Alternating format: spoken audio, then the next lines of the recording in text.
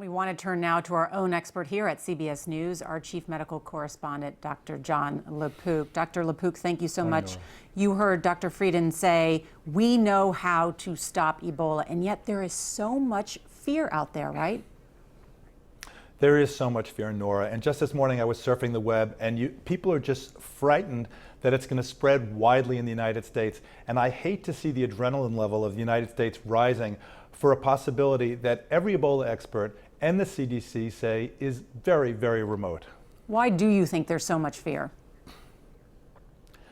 Well, you hear about a mortality rate of anywhere from 50 to 90%, and it just strikes fear.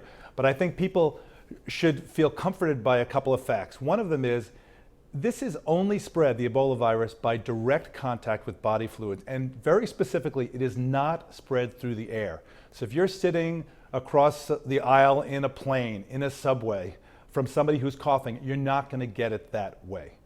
And this is not Africa. In Africa, there are a lot of problems there. You heard about the lack of infection control. There are local customs like burial practices where people are actually touching the bodies. And then people are afraid of doctors there. There's a tremendous amount of mistrust, and you can understand why, Nora. People go into the hospitals and they don't come out. So you see a lot of the contacts and people who are incubating the virus running away.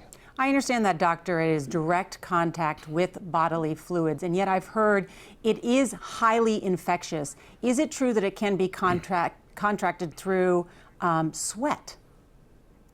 It can. You know, only 1 to 10 viral particles is enough to get an infection, and that's really very impressive. But again, you have to touch the person's body. And so as long as you're not touching the body, you're okay. And another comforting factor is the fact that until you get sick, you are not contagious. You know, with flu, you can be contagious the day before you get sick, and that's one of the ways that it can spread widely. So there are a couple of things that should be reassuring for people here in the United States. And how close are we to a possible vaccine?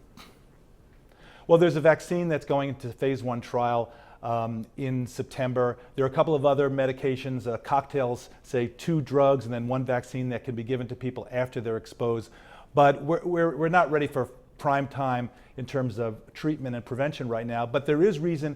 You saw the 2 Americans are being brought over here. Dr. Brantley's already here, and one of the reasons to bring them here is they can get supportive care, so they can get intravenous fluids if needed. And one of the complications of this terrible disease is you can get problems with bleeding, with coagulation, and so possibly you could get fresh frozen plasma, platelets, other things that help a person to clot.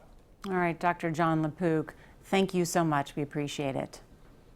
And we'll be back here on Face the Nation in just 1 minute.